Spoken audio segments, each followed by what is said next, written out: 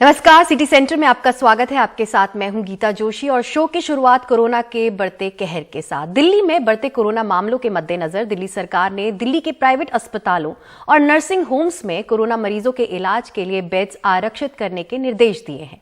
दिल्ली सरकार ने आदेश जारी करके कहा है कि सभी प्राइवेट अस्पताल या नर्सिंग होम जिनकी कुल क्षमता 50 बेड्स या उससे अधिक है, अपने यहां कम से कम 40% बेड्स कोरोना के लिए आरक्षित करें, यानी नॉर्मल बेड्स के भी 40% और आईसीयू बेड्स के भी 40% कोरोना मरीजों के लिए आरक्षित होंगे। वहीं दिल्ली के मुख्यमंत्री अरविंद केजरीवाल कोरोना संक्रमित हो गए हैं। उधर राजधानी में बढ़ते कोरोना के मामलों को लेकर वीकेंड यानी शनिवार और रविवार का कर्फ्यू लगा दिया गया है। वहीं दिल्ली के स्वास्थ्य मंत्री सत्येंद्र जैन ने लॉकडाउन लगाने की बात से इनकार किया है। देखिए परिमल कुमार की ये रिपोर्ट। मेट्रो के बाहर ऐसी भीड़ अब देखने को नहीं मिलेगी। दिल्ली आपदा प्रबंधन प्राधिकार की मंगलवार को हुई बैठक में यह फैसला लिया गया कि बस और मेट्रो 100% क्षमता के साथ चलेगी, लेकिन बिना मास्क के लोग सफर नहीं कर पाएंगे। कोरोना के बढ़ते मामलों को देखते हुए तय किया गया कि शनिवार और रविवार को कर्फ्यू रहेगा। सभी सरकारी दफ्तर में जरूरी कामों को छोड़कर बाकी सब वर्क फ्रॉम होम करेंगे। प्राइवेट दफ्तरों में आधी क्षमता पर काम की इजाजत होगी। तो लोगों से अपील है कि कर्फ्यू के दौरान बाहर ना निकलें। बहुत जरूरी होने पर हॉस्पिटल या कोई बहुत एसेंशियल जरूरत पर ही बाहर निकलें। एक बार फिर से मैं कहूंगा कि घबराएं नहीं, घबराने की जरूरत नहीं है। केंद्रीय स्वास्थ्य मंत्रालय के सूत्रों का कहना है कि 8 जनवरी तक दिल्ली में हर दिन 8 से 9 हजार मामले आ सकते हैं। 15 जनवरी तक ये बढ़कर 20 से 25 हजार हर दिन हो सकते हैं। पर दिल्ली सरकार ने लॉकडाउन को फिलहाल खारिज किया है। क्लियर कट कह रहे हैं कि दिल्ली में कोई लॉकडाउन नहीं लगाया जा रहा फॉर द टाइम। सर, आज संक्रमण दर कितनी दर्ज होगी? लगभग 8.5% के आसपास। 8.5%। और मामले आएंगे 5,500 के आसपास। 5,500 के आसपास। वैसे शनिवार इतवार की बंदी के फैसले से ही मजदूर चिंतित हैं। रोज कमाते हैं, रोज खाते हैं, तो दिक्कत आ जाएगी इन दोनों दिक्कत आएगी। आज क्या खाएगा इंसान? फिर परिवार हमारा यही है, माँ बाप बच्चे हैं, और कुछ पैसा जोड़ के भी नहीं रखा सर हमने तो। कर्जा भी ले लेके दिया हमने, यानी खर्चा चलाया कर्जा ले लेके। अब प्रॉब्लम हो रही है और खर्चा भी देना है जैसे लिया है। फिलहाल डेल्टा भी है और ओमिक्रॉन वेरिएंट भी। कोताही लापरवाही भारी पड़ सकती है। महामारी से इस लड़ाई में कुछ सख्त फैसले सरकार ले रही है, कुछ समझदारी के फैसले हमें भी लेने होंगे। नई दिल्ली से शरद शर्मा के साथ परिमल कुमार, एनडीटीवी इंडिया। और अब बात मुंबई की, जहां आज 10,860 कोरोना के नए मामले आए हैं, जिनमें से 9,665 यानी 89% बिना लक्षण के हैं। आज आए नए मरीजों में से 834 को अस्पताल में भर्ती कराना पड़ा है। उनमें से 52 को ऑक्सीजन की जरूरत पड़ी है। वहीं कल की बात करें तो 8,082 मरीज मिले थे और उनमें से 574 को अस्पताल में भर्ती कराना पड़ा था। डबलिंग रेट अब 110 दिन पर आ गया है।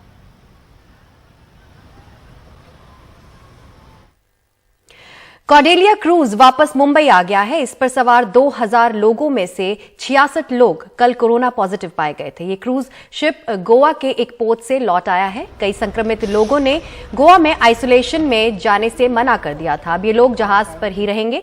रविवार को एक क्रू मेंबर के संक्रमित पाए जाने के बाद सभी मुसाफिरों को टेस्ट करवाना पड़ा था।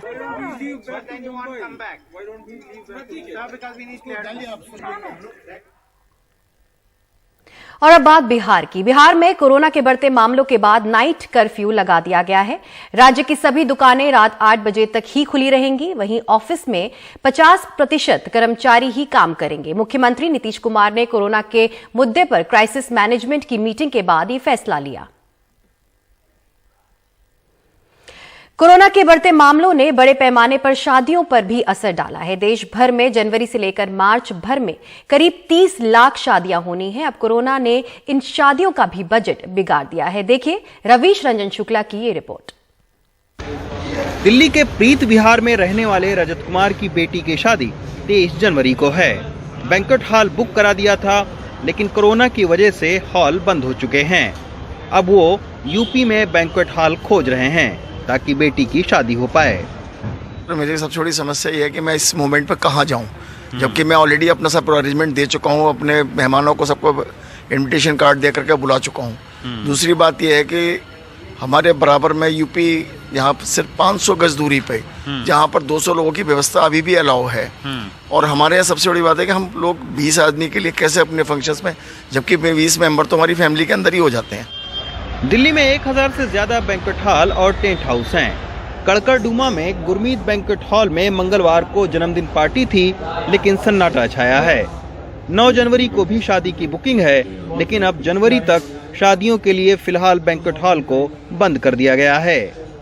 पिछले 2 सालों से पूरी ये इंडस्ट्री सफ़र कर रही है, तो दिल्ली सरकार से मेरी अपील रहेगी कि बैंक्वेट की इंडस्ट्री को बर्बाद ना किया जाए। कृपा करके इसकी थोड़ी गैदरिंग के लिए खोला जाए। उधर confederation of all India traders का दावा है कि जनवरी से लेकर मार्च तक में देश भर में हो रही करीब 30 लाख शादियों पर कोरोना का असर होगा। इससे बैंक्वेट हॉल, होटल, फूल और टेंट हाउस से जुड़े कारोबारों को करीब 3 लाख करोड़ रुपए का नुकसान होने का अंदेशा है।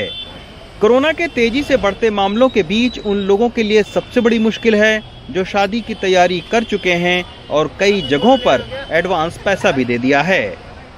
2 साल के बाद में शादी करने और शादी कराने वालों को इस साल अच्छे की उम्मीद थी, लेकिन कोरोना के बढ़ते मामलों ने उनकी उम्मीदों पर पानी फेर दिया। पर सोचिए, जिन लोगों ने कोरोना के चलते अपनी शादियां टाली हैं या जिनके प्री बुकिंग के पैसे डूब गए, वो जब राजनीतिक पार्टियों की भीड़ को देखते होंगे तो उन पर क्या गुजरती होगी। दिल्ली से Ravish Ranjan Shukla, NDTV India. Corona के बाद अब बात चुनाव की। यूपी चुनाव में अब भगवान कृष्ण की भी एंट्री हो गई है। पहले तो बीजेपी नेता कृष्ण जन्मस्थान पर मंदिर का मुद्दा उठा रहे थे, लेकिन अब उनका दावा है कि भगवान कृष्ण उन्हें बता रहे हैं कि वो किस सीट पर चुनाव लड़े। बीजेपी के राज्यसभा सांसद हरिनाथ सिंह यादव ने कहा है कि भगवान कृष्ण ने उन्हें सपने में आकर कहा है कि योगी आदित्यनाथ उनकी नगरी मथुरा से चुनाव लड़े। इस पर समाजवादी पार्टी अध्यक्ष अखिलेश यादव ने कहा है कि भगवान कृष्ण तो उन्हें सपने में बताते हैं कि यूपी में उनकी सरकार बनने वाली है। वो कृष्ण जो सारी दुनिया में पूजे जाते हैं, वो कृष्ण जो दुनिया को जिंदगी का सबसे बड़ा फलसफा देते हैं, वो कृष्ण जिनकी मोहब्बत और अकीदत धर्मों और मुल्कों के आर पार जाती है,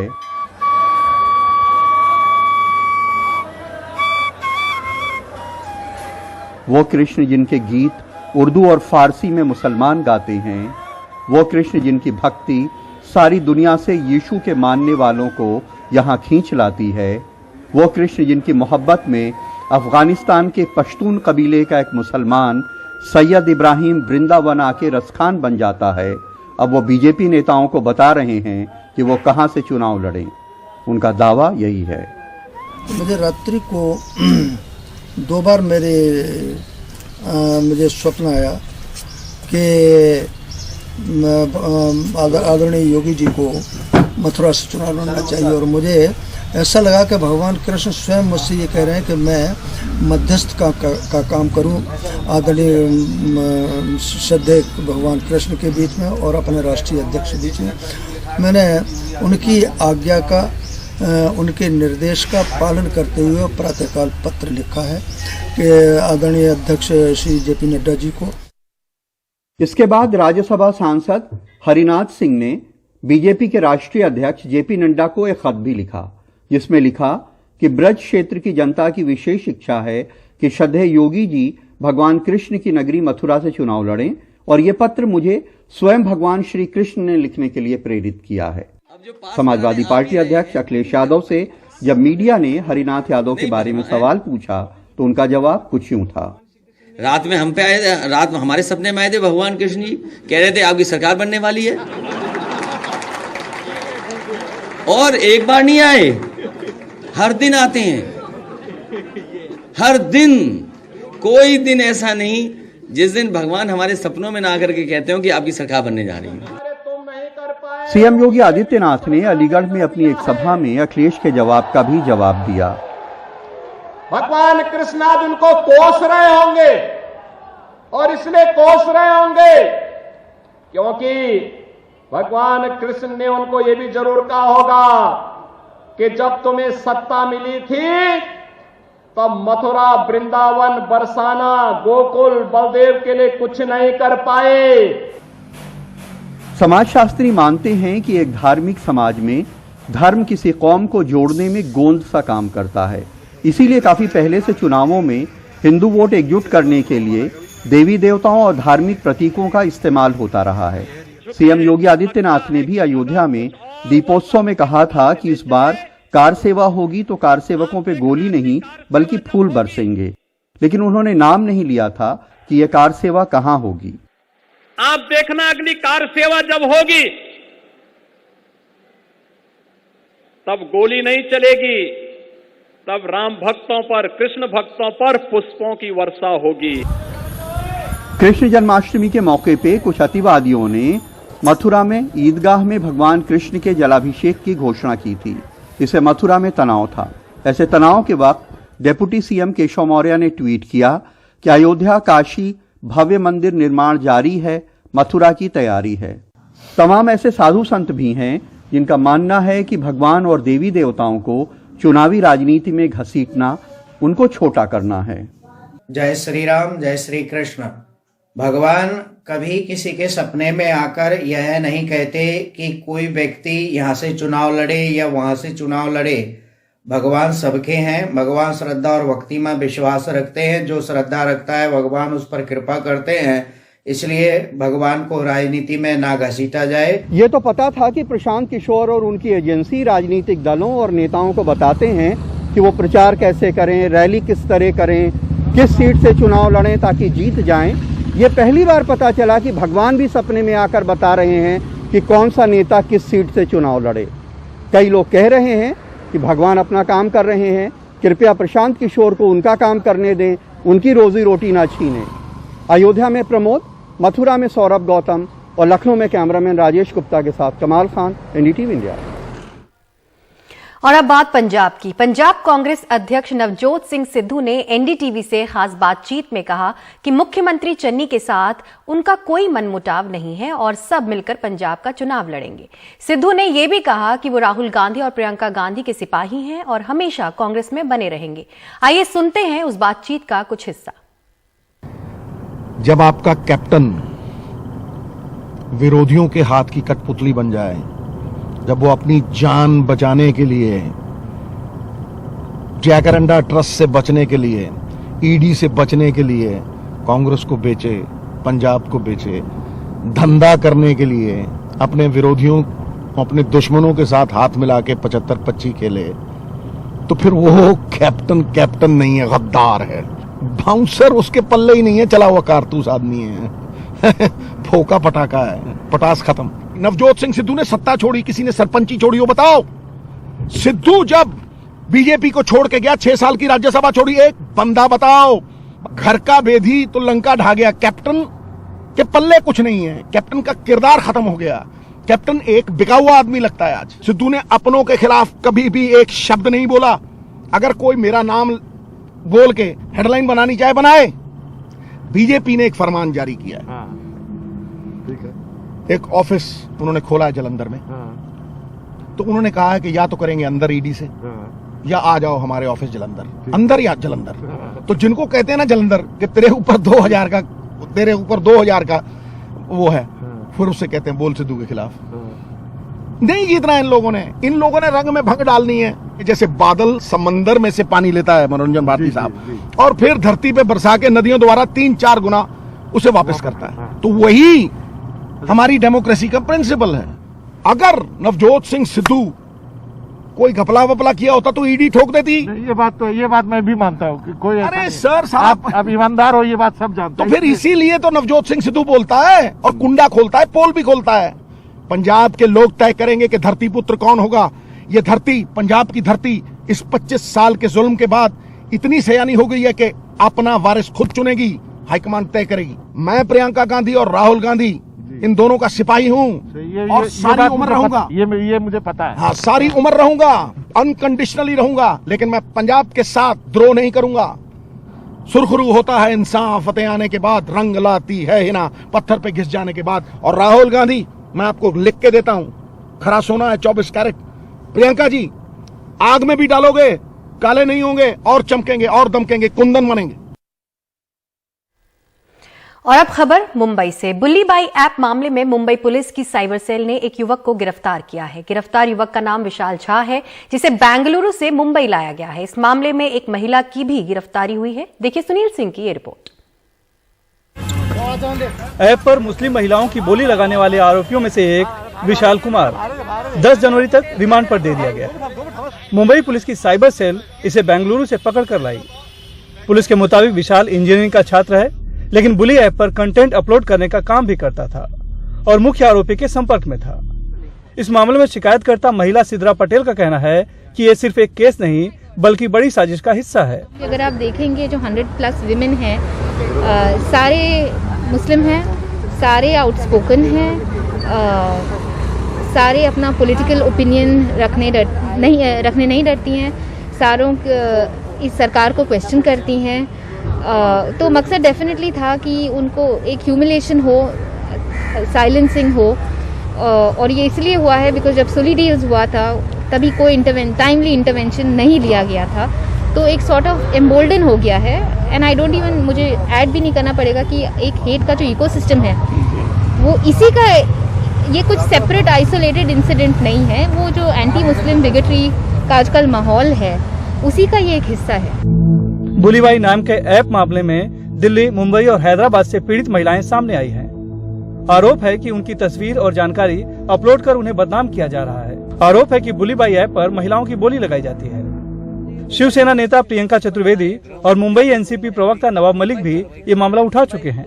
मामले में एक महिला भी शक के दायरे में है। पुलिस ने उसे उत्तराखंड से हिरासत में लिया है। पुलिस को शक है कि ये महिला मुख्य साजिशकर्ता हो सकती है। मुंबई से कैमरामैन अशोक महारी से सुनील सिंह, NDTV इंडिया के लिए। कोरोना का साया किताबों के मेले पर भी पड़ रहा है। 8 तारीख से होने वाला पुस्तक मेला टल सकता है। संभवतः कल इसकी घोषणा भी हो जाएगी, लेकिन घोषणा की देरी की वजह से प्रकाशक परेशान हैं। ये 2 बरस पुरानी तस्वीरें हैं जब प्रगति मैदान आखिरी बार किताबों से गुलजार हुआ। हालांकि इस साल 8 से 16 जनवरी तक अंतर्राष्ट्रीय पुस्तक मेले की तारीख तय है, लेकिन सारे हालात बता रहे हैं कि मेला टल जाएगा। हालांकि नेशनल बुक ट्रस्ट की ओर से अभी तक इसकी कोई आधिकारिक घोषणा नहीं है। मेला न लगने की घोषणा अब तक हो जानी चाहिए थी। समझ में नहीं आ रहा है कि मेले की तैयारियां जारी रखी जाएं या इन्हें रोक दिया जाए। लोगों ने बाहर से जिन्हें आना है अपने टिकट बुक कराए हुए हैं, वे इन्हें निरस्त भी नहीं करा पा रहे हैं। दिल्ली के प्रगति मैदान में इस साल देश भर के 500 प्रकाशकों ने स्टॉल लिए। कुल 1200 स्टॉल बनाए जा रहे हैं, लेकिन कोरोना की वजह से आशंकित प्रकाशक परेशान हैं कि अब क्या होगा। चंडीगढ़ के मशहूर आधार प्रकाशन के मालिक देश निर्मोही 10 दिन पहले ही चिट्ठी लिख चुके हैं कि ये पुस्तक मेला रद्द किया जाना चाहिए।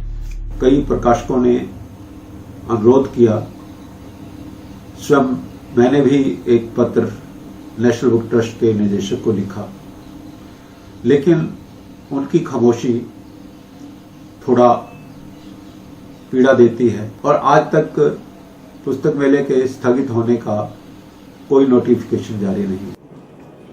हर साल लगने वाला अंतर्राष्ट्रीय पुस्तक मेला देश भर के पुस्तक प्रेमियों का आकर्षण होता है।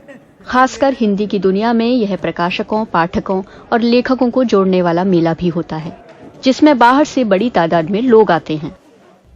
ये हम लेखकों के लिए एक बड़ी डिसअपॉइंटिंग बात है। बहुत ही निराशाजनक लगता है कि पूरे साल, खासतौर से पिछले साल चूंकि मेला नहीं हुआ, इस साल बहुत ज्यादा उसकी उत्सुकता थी, इंतजार था। आता तो हम सब कितने दूर दूर से, देश के कोने कोने से लेखक आते हैं और दुनिया भर का साहित्य एक जगह मिलता है। उस सुख से हम वंचित हो जाएंगे। अंतर्राष्ट्रीय मेले के आयोजक नेशनल बुक ट्रस्ट के अंदरूनी सूत्र बताते हैं कि मेला रद्द करने पर अंतिम मुहर सरकार को लगानी है। जब तक ये आदेश नहीं आता वे कुछ नहीं कर सकते, बेशक इससे प्रकाशकों को परेशानी हो रही हो। Bureau report, NDTV India. Himachal Pradesh के पर्यटक स्थल मनाली में एक बार फिर बर्फबारी से सैलानियों के चेहरे खिल गए हैं। शाम को हुई बर्फबारी के वक्त सैलानी सड़कों पर निकल आए और मौसम का पूरा आनंद लिया।